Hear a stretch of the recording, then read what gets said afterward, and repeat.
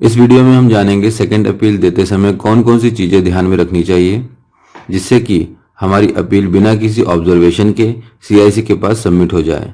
Second appeal के ऊपर किस तरीके के ऑब्जर्वेशन आते हैं जिसके बारे में भी हम जानेंगे और जानेंगे ऑफलाइन सेकंड अपील सीआईसी को कैसे करना है पूरे प्रोसेस के साथ। पार्ट 1 वीडियो में हमने जाना ऑनलाइन आरटीआई एप्लीकेशन कैसे प्रोसेस करनी है, फर्स्ट अपील और सेकंड अपील ऑनलाइन कैसे करना है। जिन लोगों ने वो वीडियो नहीं देखा है, डिस्क्रिप्शन बॉक्स में इसका लिंक दिया है, आप इसके थ्रू वीडियो को देख सकते हैं। इस वीडियो को देखना इसलिए भी जरूरी है क्योंकि ऑनलाइन और ऑफलाइन के कॉम्बिनेशन से आप अपना जवाब जल्द से जल्द प्राप्त कर सकते हैं। चलिए अब जान लेते हैं ऑफलाइन सेकंड अपील के बारे में, जो कि हम चीफ इंफॉर्मेशन कमीशन को देते हैं। इसके लिए एक छोटा सा फॉर्म मैंने बनाया है जिससे हम सेकंड अपील भी दे सकते हैं और साथ ही साथ कंप्लेन भी दे सकते हैं चीफ इंफॉर्मेशन कमीशन को। आइए देख लेते हैं इस फॉर्म को कैसे फिलअप करना है। तो सबसे पहले इस फॉर्म में आप फ्रॉम अपना एड्रेस डालेंगे, टू डालेंगे चीफ इंफॉर्मेशन कमीशन का एड्रेस, और बाकी जो फैक्स नंबर, हेल्पलाइन नंबर और ईमेल एड्रेस ये आपके रेफरेंस के दे रखा हुआ है, आप इसको डिलीट कर देंगे एप्लीकेशन फॉरवर्ड करने से पहले। इसमें हम दो चीज कर सकते हैं, second appeal under section 19(3) of RTI act 2005 और complain under section 18(1) of RTI act 2005।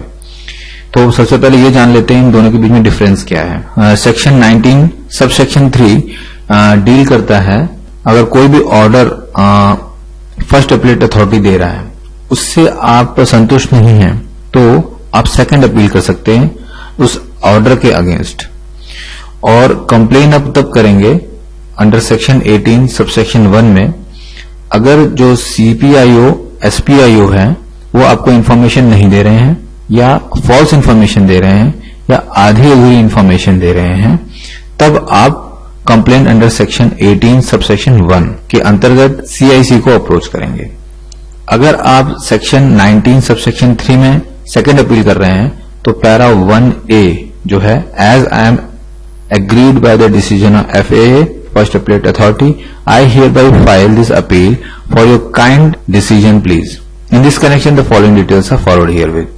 आप 1A जो पैरा है उसको लिखेंगे। अगर आप कंप्लेन कर रहे हैं तो आप पैरा 1B लिखेंगे, बाकी 1A डिलीट कर देना। तो इसमें क्या है, एक complain under section 18 subsection 1 of RTI act 2005 is filed against CPIO/SPIO or FAA for not providing the required information or refused to give information. In this connection, the following details are forwarded herewith. उसके बाद आपने अपना details डालना, detail applicant डालना है। इसमें full name आपका, full address, phone number और ईमेल आईडी। नेक्स्ट आता है details of CPIO, SPIO and FAA। इसमें CPIO, SPIO का नेम और डेजिग्नेशन डालना है, फुल एड्रेस डालना है, फिर फर्स्ट अपीलेट अथॉरिटी का डेजिग्नेशन नेम डालना है और फुल एड्रेस डालना है। अगर by the way CPIO SPIO का अगर नेम नहीं है, मोस्टली आजकल हो रहा है जो भी हम आरटीआई एप्लीकेशन दे रहे हैं उसमें CPIO SPIO का नाम नहीं मिलता है, तो आप उसको ब्लैंक कर सकते, या name of the CPIO SPIO has not been found in the application form, RTI application form, तो आप ऐसे करके इसको रिमार्क डाल सकते हैं। फिर सी में आता है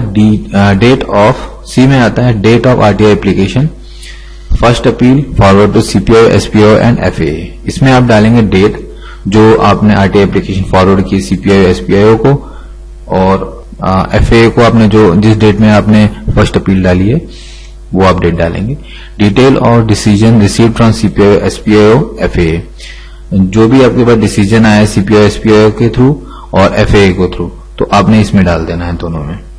1 में आपको डालना है CPIO SPIO के थ्रू जो भी आपको डिसीजन आया है, और फर्स्ट अपीलेट अथॉरिटी से आपके पास जो भी डिसीजन आया उसको आपने इसमें डालना है सेकंड में। डिटेल्स और इन्फॉर्मेशन सॉर्ट, आपने कौन सी इन्फॉर्मेशन मांगी थी CPIO SPIO से वो आपको यहां लिखनी है, ठीक है।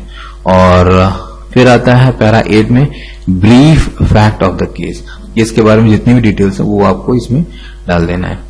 नेक्स्ट आता है पैरा 9 में reason of the ground for this appeal, क्या रीजन है, क्या ग्राउंड है आपने ये अपील डाली है, कि मतलब आपने ये जो अपील डाली है आपको इन्फॉर्मेशन नहीं मिली है मतलब आधी अधूरी इंफॉर्मेशन मिली है, या फिर फॉल्स इंफॉर्मेशन मिली है, या फिर फर्स्ट अपील अथॉरिटी के जो ऑर्डर दिए हैं या उनके पास से जो डिसीजन आया है उससे आप संतुष्ट नहीं है, तो ये जो भी कुछ डालना है इसमें reason of the ground for this appeal इसमें डालेंगे। 10 में आता है any other information in support of appeal. कोई भी अदर इन्फॉर्मेशन इस एप्लीकेशन सेकंड अपील की सपोर्ट में आप डालना चाह रहे हैं वो आप इसमें लिखेंगे।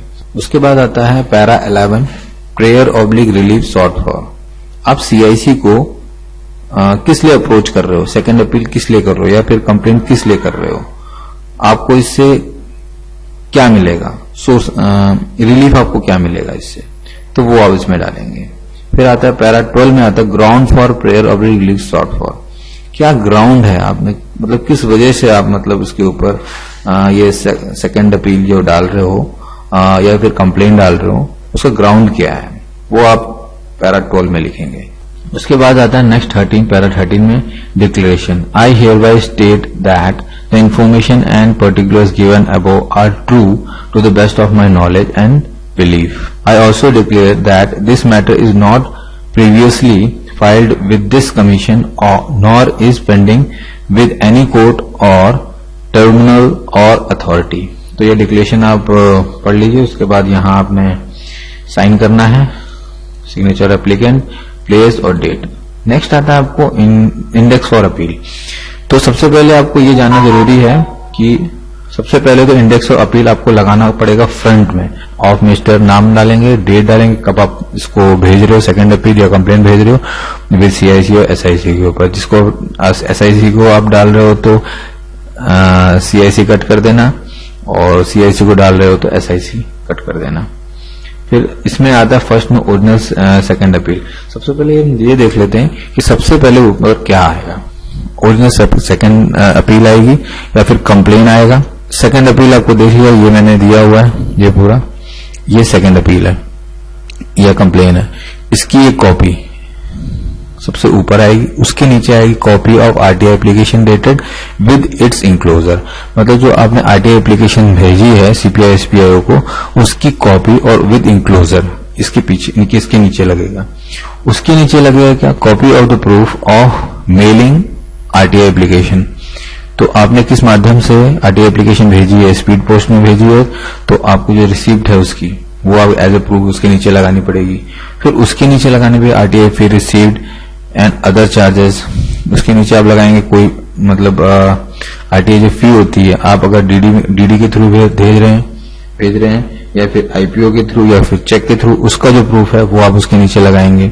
फिर कॉपी और decision of CPI SPI dated इतना, जो भी आपको डिसीजन आया हुआ है सीपीआई एसपीआई के थ्रू वो आप उसके नीचे लगाएंगे, अगर नहीं आता तो नहीं लगाएंगे। फिर उसके बाद फिर copy of first appeal dated इतना विद इट्स इंक्लोजर्स।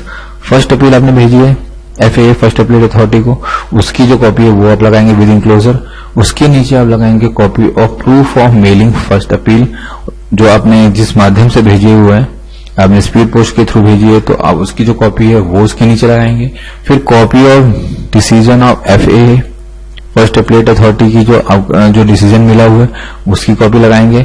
फिर आप लगाएंगे other document in support of second appeal. उसके बाद आप लगाएंगे कोई अदर डॉक्यूमेंट है इस एप्लीकेशन की सपोर्ट में, वो लगाएंगे आप। उसके बाद ऊपर से नीचे नंबर वाइज उसको मार्क कर देंगे 1 2 3, आप उसके ऊपर पेज के ऊपर लिख देना। लिखने के बाद आपने ओरिजिनल सेकंड अपील कहां से कहां तक आ रही है, 1 से 2 पेज नंबर तक आ रही है, उसके नीचे कॉपी आरटीआई एप्लीकेशन डेटेड इतना विद इट्स इंक्लोजर वो 3 से 5 आ रही। इस तरीके से आपने नंबरिंग कर देनी, पेज नंबरिंग कर देनी, और उसी हिसाब से ही आपको इंडेक्स और अपील के अंदर भी नंबरिंग कर देनी है। इसको आपने फिर साइन करना है, डेट के साथ साइन करना है, सबसे ऊपर लगी फ्रंट में। तो इस तरीके से आपकी जो सेकंड अपील है वो ऑफलाइन भेज सकते हैं आप। फिर नेक्स्ट आया था सेकंड अपील ऑब्जर्वेशन। ये ऑब्जर्वेशन जैसे अगर हम मान लीजिए आपने आरटीआई एप्लीकेशन जो है वो ऑफलाइन भरी है, ठीक है, सीआईसी सीपीआई एसपीआई को, और फर्स्ट अपील एफएए को फर्स्ट अपील अथॉरिटी को भी ऑफलाइन भरी है, और आप सेकंड जो अपील है या फिर कंप्लेन है जो सीआईसी को कर रहे हैं वो आप ऑनलाइन कर रहे हैं, तो क्या क्या चीजें आपको ध्यान में रखनी चाहिए। सबसे पहले तो self attest copy of RTI application forward to CPIO SPIO along with reply of CPIO SPIO. तो मतलब कि जो आपने कॉपी भेजी आरटीआई एप्लीकेशन सीपीआईओ एसपीआईओ की और उनका जो रिप्लाई आया हुआ है उन सबको सेल्फ अटेस्ट करना है, ठीक है। उसके self attest copy of first appeal submitted to FA along with reply. Same way first appeal जो आपने फर्स्ट अपीलेट अथॉरिटी को भेजी और उसका जो रिप्लाई आया उन दोनों की कॉपी में अपने सेल्फ अटेस्टेशन मतलब अपना साइन कर देना नीचे। उसके बाद इंडेक्स ऑफ द डॉक्यूमेंट वो भी आपको साइन करना है, जैसे आपको मैंने बताया था इंडेक्स कैसे बनाना है। प्रूफ ऑफ योर आइडेंटिटी वो भी एक कॉपी लगानी है, उसमें साइन कर देना है। मतलब जितने भी आपने डॉक्यूमेंट लगाने वो सब आपको सेल्फ अटेस्ट करने हैं। मैं आपको एक पैराग्राफ दिखा रहा हूं कि बाकी डिटेल्स तो नहीं दिखाऊंगा, मैं नहीं दिखाना चाहूंगा। तो सबसे पहले तो ये ऑब्जर्वेशंस देखिए जो चीफ इंफॉर्मेशन कमीशन जो है उसने ये ऑब्जर्वेशन लगा के जो एप्लीकेशन है सेकंड अपील है वो वापस कर दी थी। देखिए फर्स्ट में आ रहा है सेल्फ अटेस्ट कॉपी, ये देखिए self attest copy of first appeal made to the first appellate authority is not enclosed. देखिए self attested copy of the order received, if any, from the first appellate authority is not enclosed. All the document has not been self-attested. Index of the document filed along with the appeal is not enclosed. Apart from the above, no proof of your identity. मतलब identity की copy भी नहीं लगाई। तो ये सब रहा हमारा ऑब्जर्वेशन जो मोस्टली चीफ इंफॉर्मेशन कमीशन जो है वो देता ही देता है। नेक्स्ट आता power of CIC. Power of CIC हमें जानना बहुत जरूरी है, क्योंकि अगर हमें power of CIC chief information commission के बारे में पता चलेगा तभी हम इसको अप्रोच कर सकते हैं। तो सबसे पहले हम जान लेंगे सिक्योरिटी क्लासिफिकेशन। सीपीआई एसपीआई हमें जो आरटीआई का जवाब होता है देने से मना करते थे, बीइंग कॉन्फिडेंशियल। बोलते हैं कि जो एप्लीकेशन है जो आप इंफॉर्मेशन मांग रहे हैं वो कॉन्फिडेंशियल है, टॉप सीक्रेट है, और इस कारण सीपीआई एसपीआई होते हैं उसके जवाब नहीं देते हैं या नहीं देना चाहते हैं, जो भी कारण रहा हो। तो चीफ इंफॉर्मेशन के पावर के अंदर आता है वो ऐसे एप्लीकेशन को इन्वेस्टिगेट कर सकता है और हमें इंफॉर्मेशन प्रोवाइड कर सकता है। इंस्पेक्शन ऑफ डॉक्यूमेंट भी कर सकते हैं, ठीक है। Issuing summon for examination of witness और डॉक्यूमेंट। और पावर ऑफ सिविल कोर्ट, मतलब सीआईसी के पास सेम पावर होती है जैसे सिविल कोर्ट के पास होती है। सीआईसी के पास पावर होती है कि वो मैक्सिमम पेनल्टी जो है 25,000 ऑफिसर के ऊपर इम्पोज कर सकता है अगर वो आरटीआई का जवाब निश्चित टाइम पे नहीं देता है या तो फिर गलत जवाब दे रहा है। तो अगर ऐसी कंडीशन होती है तो चीफ इंफॉर्मेशन कमीशन जो है सीपीआई एसपीआई के ऊपर पेनल्टी इम्पोज कर सकता है। नेक्स्ट आता है आरटीआई टाइम फ्रेम। तो ये भी थोड़ा जान लेते हैं आरटीआई टाइम फ्रेम के बारे में। एप्लीकेंट एप्लीकेशन आरटीआई का देता है सीपीआईओ एसपीआईओ को, विद इन 30 डेज उसको जवाब देना होता है, पीआईओ को, हमको मतलब एप्लीकेंट को। अगर 30 डेज के अंदर जवाब दे देता है और विद इन 30 डेज के अंदर ही हमें फर्स्ट अपीलेट अथॉरिटी को फर्स्ट अपील कर सकते हैं। और अगर फर्स्ट अपीलेट अथॉरिटी के जो ऑर्डर्स आते हैं अगर उससे हम सेटिस्फाइड नहीं है तो हम सेकंड अपील या फिर complain with in 90 days CIC को या एसआईसी को कर सकते हैं। अगर इसमें डिले हो जाता है तो ये up to chief information commission के ऊपर है कि वो आपका एप्लीकेशन एक्सेप्ट करे या ना करे।